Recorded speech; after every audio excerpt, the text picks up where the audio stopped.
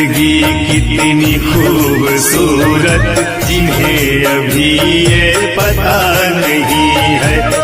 जिंदगी कितनी खूबसूरत जिन्हें अभी ये पता नहीं